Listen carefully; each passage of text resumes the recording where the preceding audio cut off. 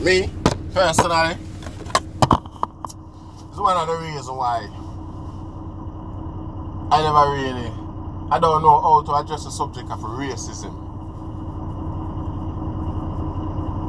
You know, without myself looking abusive or something like that, just like the racist.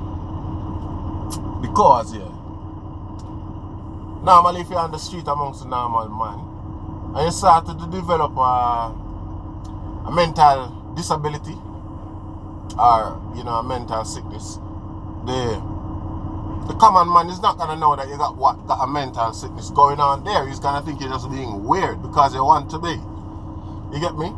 But a doctor or a trained professional in the field now is not going to treat or look at you that way. He's going to know that something is wrong and this needs to be approached from a medical standpoint professionally. You get me?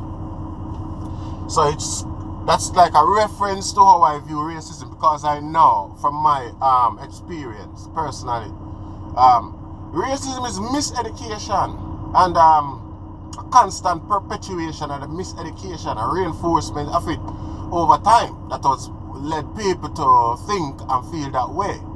You understand me? Because it was originally perpetuated, it was originally preached and taught to the people as to get their support for the slave trade. You understand? You have to diminish the characteristics, ability and whatever of these people and proclaim to be helping them in order to get regular people to support your nefarious activities anyway.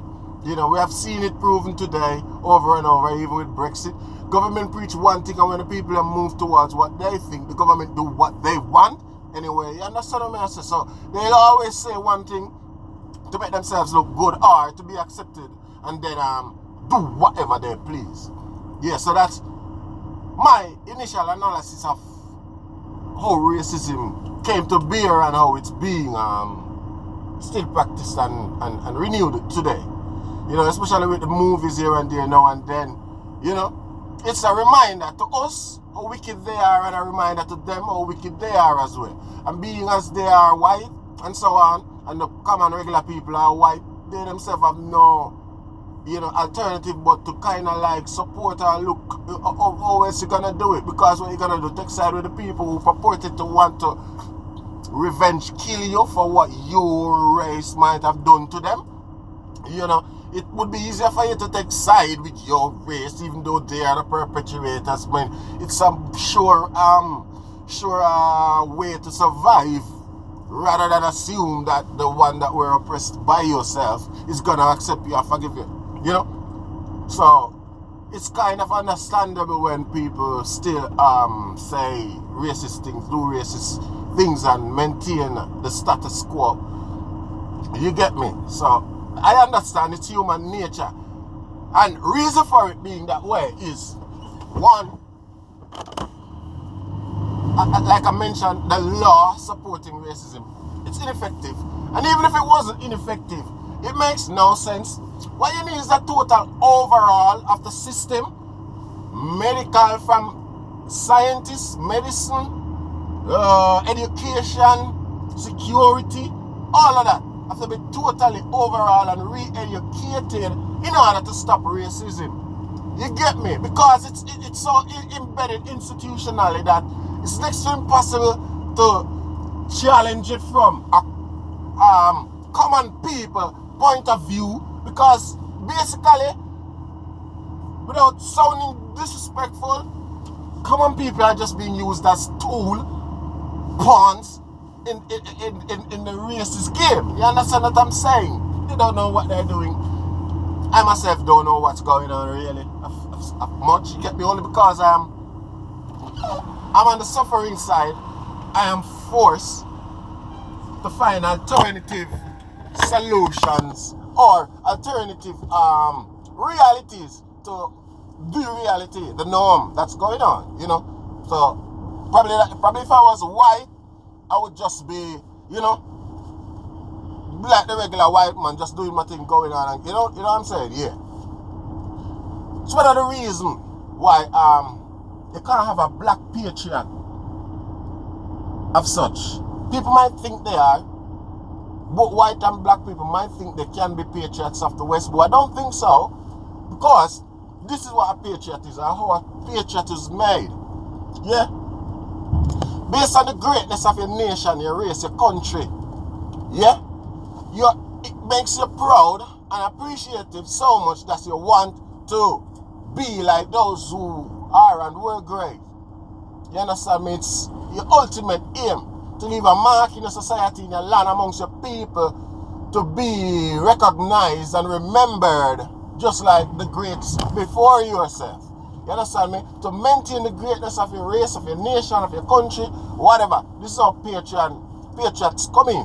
No, the white man have got all these educational resources. The education system was set for the white man to be appreciative and feel the greatness of his nation, his race, and everything like that. And want to, in turn, recontribute, leave his mark.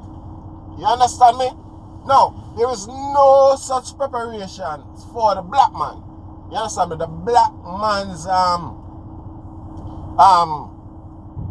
views or thoughts, reinforcement is slavery, depression, depravity, unrecognition. You get what I'm saying? And it's constantly going on.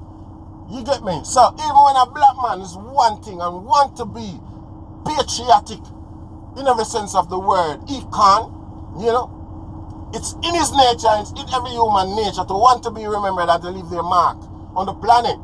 But the fervor, the haste, the commitment that you will do it with being black, it's not there. You understand me? Because first thing you're gonna think of the greats who came before you. What? Did they all did nothing? Did they just live without a mark? No, they did. But the powers that be stole these marks, stole these impressions and keep them for themselves, just in order to maintain again the status quo that we are inferior, unproductive, non-productive and shit like that. You get me? It's all a plan, part of the master plan. You understand me? So it also, again, it goes to reinforce my claim that we were brought in the West not to be slaves, really. It's not necessary. There were people living in the West that could have performed the same tricks and trade that we did. It's sugar, it's coffee, it's cotton. You plant it in the field and maintain it for a year. And at the end of the year, you reap it and harvest it. It's not like a constant crop, a 3 months, 1 month, whatever crop where you have to be constantly working. I mean, any Latino type people who was here, so-called here, according to history, before us could have done this simple skill. We were brought here to disrupt the physicality, the potential growth, and the power, resources of Africa. We were brought here just to be prisoners. That's what we are still. We might be free, but we might be of their idea of freedom. You understand me? But it doesn't mean that we are, and we totally aren't. We are just here as prisoners to help deprive Africa of what it is. Case in point, bunch of us Jamaicans on a little island develop an ingenious platform to be heard. Reggae music. Yeah. And it's the lyrics, the tone, the entirety of reggae music is basically political. You understand me? It challenges, it delves into, it questions things, highlight current affairs and issues and things like that. You get me? Reggae music was the seasoning, the spice behind the deliverance of apartheid South Africa, delivering South Africa from apartheid. It was reggae music that chanted that. Recently I watched a movie called Zero Dark 30 where they were trying to find Osama bin Laden, and in one of the clips you could hear them clearly interrogating a terrorist or a potential terrorist or a suspected terrorist and asking him, how did you get inspired? Have you listened to Bob Marley? Did you? I mean, they themselves are saying it. They pointed it out. They've recognized the fact that we are quite influential in terms of politics, and we haven't got such a power-based platform as to deliver our thoughts and beliefs and shit like that. You get what I'm saying? They've proven that. I'm not making this claim randomly. You understand me? So, if that power, if this power was on the continent, this mental power in Jamaica was on the continent of Africa, even if we were in a little corner or scattered across the length and breadth of Africa, yeah? Just imagine the force that would have been. Just imagine the example. Just imagine the impression that would have created amongst our fellow African, millions of African brothers and sisters. Just imagine how powerful, potentially, Africa would have and could have been today. You understand me? They don't need us to contribute in their society whatsoever, or else they would have reinforced. They would have reinforced the said self-esteem, self-confidence, and things like that by explaining to people slavery was wrong. We are terribly sorry about it. Nothing that we can do to change it. You understand me? But what we could do is re-educate you about yourself, re-educate us entirely, black and white, about your black self, so that we all approach blackness differently. We all, from our standpoint, approach it with more production, talent, abilities, contributory factors to society. You understand me? Because then and there we would have at least a semblance of appreciation for society and want to contribute. You get what I'm saying? You know? But society does not do that, and I'm sure the think tanks who are much far educated on both sides of the education spectrum than I am have thought of this. You understand me? But they don't need any contribution from black people. What they need black people to do is to be controlled and subdued and be, in the position where you're watched, where you're controlled, manipulatable, and things like that. That's totally what's going on. At least this set of black people from Jamaica, wherever in Africa they were from or whatever, we're not going to get into that today, but particularly these people, you know. So it's not a case whereby all of this is just by accident or because people are a certain way. No, all of this was scientifically put in place. You understand me? And I'm sure I've made a lot of sense whereby you can go look into it for yourself and observe sense from nonsense, because I'm not talking in a scientific tone here. I am only educated to a certain level, so I can basically communicate understandably to those who are listening high up and low down. You get what I'm saying? So that's what I'm saying. I'm not beating down on anybody. You know, those who basically stand by and said, you are demanding too much, you're asking for shit, fuck all, whatever, right. I mean, show us what we have gotten, so that you can claim that we are asking for too much. No. You understand me? I love those who just basically be silent because they know that something was wrong and it seems it's our fault. What can I say about myself? It's, you know, let's allow them to express how they feel and let's move on from there, whether we do anything about it or not. Just let's not fucking tell the people how to feel. I mean, we both got belly aches, but we can never under the sun say my bellyache and your bellyache is the same. You get me? Because we have all got different bellyachs over the time, and we know that bellyaches are different. They are not entirely the same level of pain or intensity. You get me? So don't fucking sit there and tell me how to feel, or anybody else how to feel about themselves when you are not living in their body.